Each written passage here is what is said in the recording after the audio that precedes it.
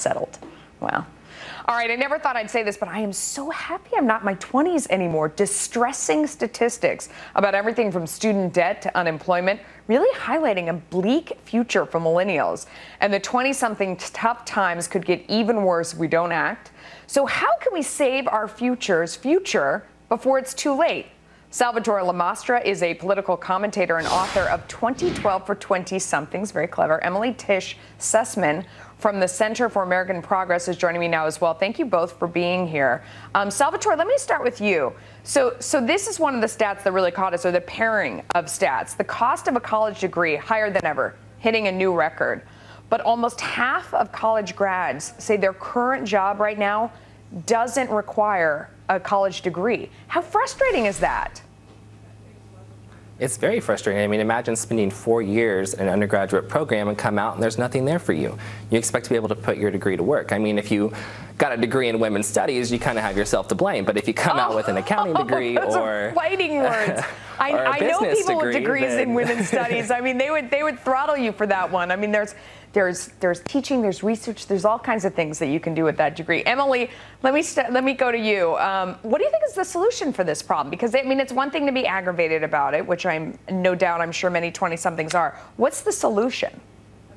Well, I would argue start with a little more love for a liberal arts education. Well, come on, broad thinking. If you paid big bucks for it and you're out there working at Starbucks, I can see why you're frustrated. I mean, he did, a little clumsily speak to the point of going to college and learning a skill that there's a job for over time. And is that the problem that's not really being addressed, Emily? No, totally. And there is a huge problem. And I think that what we're seeing is years and years, if not decades, of the fact of looking at trickle-down, top-down economics and the fact that it really has not worked for young people. And it is not working for young people moving forward. What does top-down economics have to do with this? So, I mean, go ahead. Yeah, no, absolutely. So, what we talk about at Center for American Progress is the fact that we need to start looking at a strong middle class and how that is actually going to drive the economy. A strong middle class is not the product of a strong economy. So we need to help young people get into the middle class with things that, that help secure their futures. Things like, not having to go totally broke, worried about whether one healthcare incident is going to put you there. Wait. College is the number one. So college is the biggest way to get into the middle class. Right, so so college is traditionally the best way for people to get into the middle class and to get up out of it. Salvatore, why do you think that's not working? Is it because we're not studying the right things in college? Is that why we're seeing people graduate college and then take a job at Starbucks or take a job where you didn't even need a college degree at all? Salvatore? Yeah, it's not working. It's not working. I mean, I don't agree with what Emily's saying. I mean, we need different solutions. What we have right now isn't working. You have to work on the cost of education. You have to work on American jobs. How do we get American jobs? They've all left because of our corporate income tax. They're all overseas. How do you get them back? Well, the first thing you need to do is create American jobs by getting rid of the EPA. The EPA, next to President Obama and Democrats, is the biggest American job killer out there. And if you don't get rid of the EPA, at least decrease them by at least 99.99%, you're not going to have American jobs. We need to open up oil and gas drilling here in the U.S. That creates high-level college job, we need a college degree for. And I mean, if you don't do that, you're not going to have American jobs. Here are the next set of stats that are driving 20-somethings crazy. The number of college students who work for a minimum wage job has skyrocketed. It's actually gone up 40% in the past 10 years. At the same time, the student loan debt problem has nearly quadrupled in that 10 years time. So we're seeing more and more kids working for minimum wage as they have more and more debt. What is the solution for that one, Emily? I'll give you a crack at it.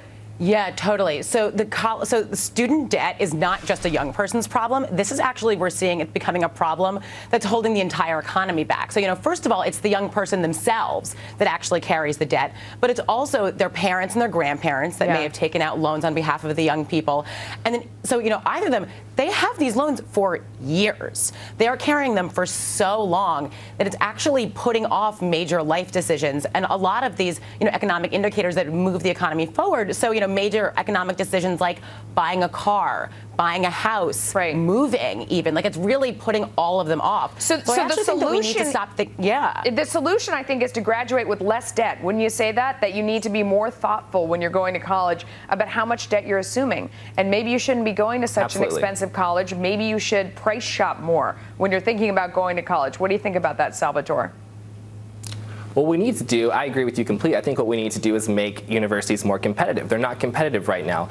They're spending $10 million on their football coach, but they're giving out half as many scholarships in that amount. What you need to do is, if these universities are continuing to make all this money off their sports teams and not give any of it back to the students, you need to stop giving them the federal grants and the tax-exempt status.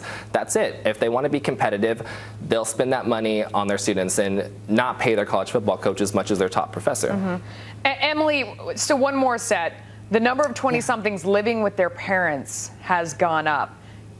Not a lot of parents are thrilled about that, although my kids are little right now, so when I think about them staying forever, it sounds wonderful, but I understand that they become infinitely less charming when they hit their teenage years. At the same time, fewer parents think that their children's standard of living will be better than theirs. That's depressing. Emily, do your parents think that you're going to grow up and have a better standard of living? That, I mean, you are grown up, I didn't mean it, that over time, when you're their age, your standard of living will be better than theirs is right now. What do you think your parents think? No, I know. That is really scary. It's scary to think that we don't have the same opportunities of, like, the American dream, that, like, it's just not there. But do they believe you don't? Because I believe my children have a chance to have more than I have. Do you think your parents believe that you have a chance to have more than they have? Well, I certainly hope they do. I hope they think I'm doing an okay job. Okay. But I do think it's hard to believe that, like, that is still attainable, especially with, the economy the way it is, the prospects the way they are. It's these large economic indicators, like moving out, like, they can't even do it. It's really hard to imagine how it's going to get stronger. Yeah. And the minimum wage jobs, they were never meant to be a career. Yeah. Like, they were a job starter. They were a beginning. Yeah. And now it's looking like they are becoming more permanent jobs for people. Salvatore, what do you think? Do your parents think you're going to end up doing better than they did? They're skeptical. I agree with Emily 100% on this issue. I mean, we have tremendous student debt on us. We're working minimum wage jobs, and now we're saddled with the bill of Obamacare.